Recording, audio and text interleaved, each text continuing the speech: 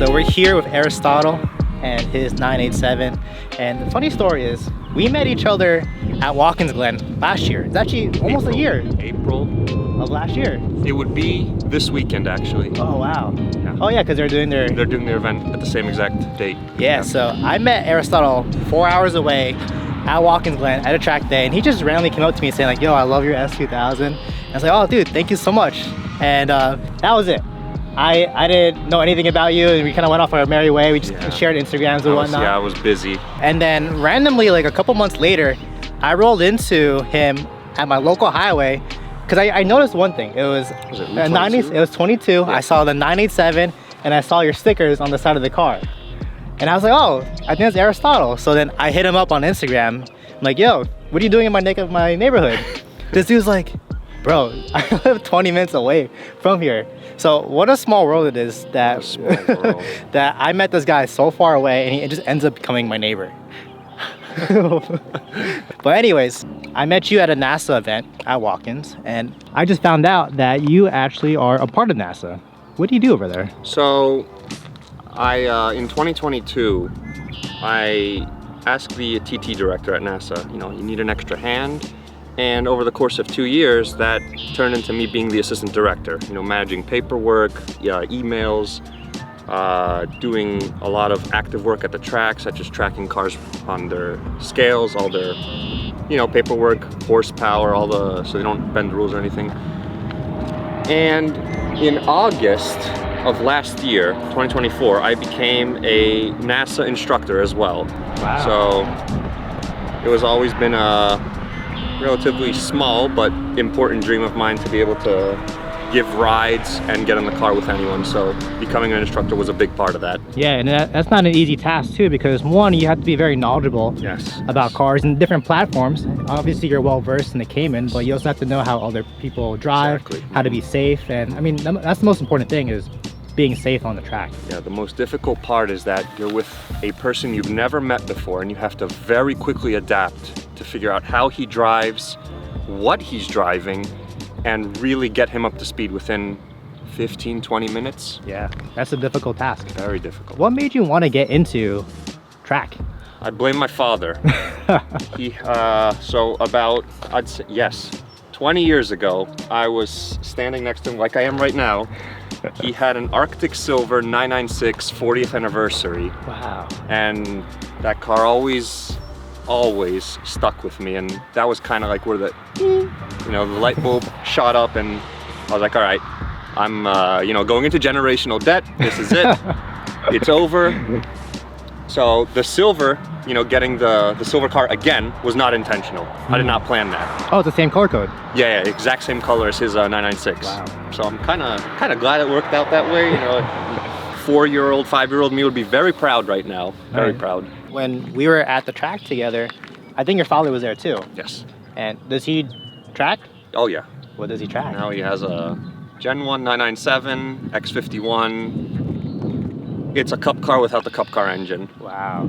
And he tracks that religiously? Yes.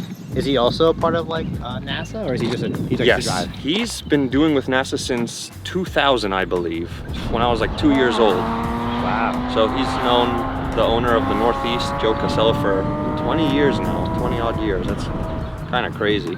Yeah. Became a national instructor with Porsche Club of America, instructor with Hooked on Driving, instructor with NASA, you name it. I've been to almost every single event he's been to with him. He instructed me. My very first event was with my dad, and we knew it would have been super easy. We didn't really even talk in the car. He was just like, you know what you're doing, I'm gonna be an easy student for him, and I'm gonna enjoy my track time because no one's gonna be really talking to me that much. So it kind of worked out really well. Nice. And did you have the Cayman at the time, or were you tracking something else? So my first track event was in 2016. I had a 2017 1.8 Golf TSI. Gotta start somewhere. Yeah. My second event, I didn't have my dad as an instructor, but I had someone else, and he said, it's time for you to move on to a more dynamic chassis, I think he said. And was this the dynamic chassis of this car right here? So 2018, I had a model year 2000 Boxster S. Had that for a year. It would turn into a bit of a problem with those 9.6 motors, so I decided to sell it after a year. My mechanic, and at the time my dad's mechanic, also, they knew someone who was selling a Cayman. He knew I wanted one. He put me first on the list when this showed up. Got it at a stinking good deal, and I never intend to sell it, ever. Good. Dead man's car. That's awesome, man. I'm glad you're gonna take it to the grave, and I actually want to know a little more about the car itself. You've had it for quite some time now. What have you done to the car? Oh, hell it back. It's on Olin's Road and Track, Tarot sway bars, Tarot control arms, full Soul competition exhaust, IPD plenum. What else? A lot of Ellen Engineering bits, upgrades, reliability mods, center radiator, Apex wheels.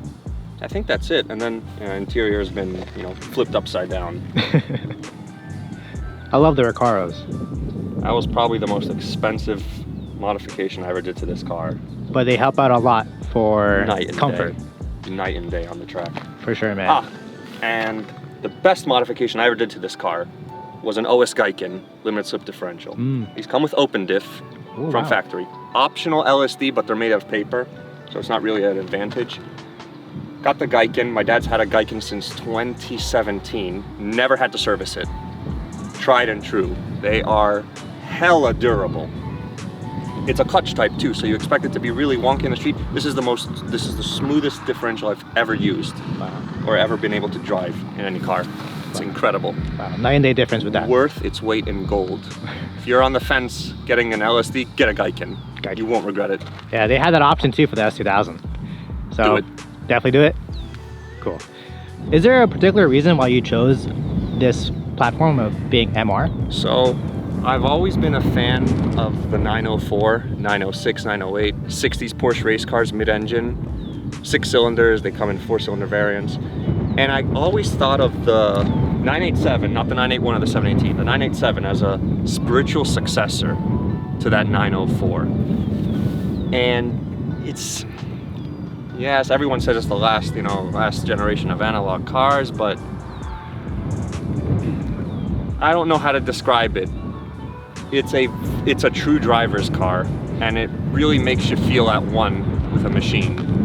It's not a very popular chassis. They're problematic. You need to know what to do to take care of them, but man, do they drive it's such a dual personality. You can slide it if you want, or if you want to make it stick, you'll take a corner at like 80 miles an hour and you're not even gonna break traction at all. It's a very on rails driving experience. I guess Hot take. So I have one hot take. Is the Cayman a better car than a 911? Okay, this is a very unconventional response. A 911 is an experience sports car. You buy it because you want to understand what the hype is. Why is having 400 pounds of engine behind the rear axle, why is that popular? It's an amazing driving experience, and it's very similar to how front-wheel drive cars drive at the limit. A Cayman is the most rational sports car ever created. It's mid-engine, like old race cars used to be, rear-wheel drive. You have 380 pounds of engine. This is the highest point it sits. Your polar moment of inertia is right here. So the rotation potential of this car is effortless. And that's why Porsche kind of shot it on its knees. They won't give it multi-link rear, they won't give it double wishbone front. So pretty much what you're saying is that Porsche doesn't want it to compete against itself.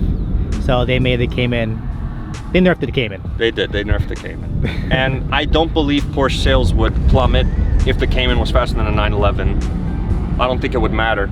The 911 has name, it has heritage. This is recent. Yeah, it's been around since like the 2000s versus the 60s, 50s. So it does have more of a heritage and a name to it. Absolutely. For somebody who wants to get into motorsports, what are some advices you give to a beginner? The best thing you can do is have a lot of friends that also have sports cars, and they let you drive them. You get a feel for it. You think, hey, do I want to, you know, compete? Do I want to get a feel for the driving? Do I want to feel connected to a machine? It's very intricate, and it's hard to really understand unless you get behind the wheel of a car. And then the second most important thing is that you really have to budget. This is the most expensive hobby on the planet. For sure. The Cayman has really helped me understand that there is a bond between man and machine, and it almost feels organic in a way. This is my companion. That's what I love the most about cars, is because you feel so connected to a machine, and that visceral experience that you get when on the track, on the road, the noises that you hear really does something to somebody. And I'm glad you found this companion, because I think everybody should experience something like that one way or another. Remember, part of the experience is sharing it with others. Yes, I love that, man. Thank you. Appreciate it.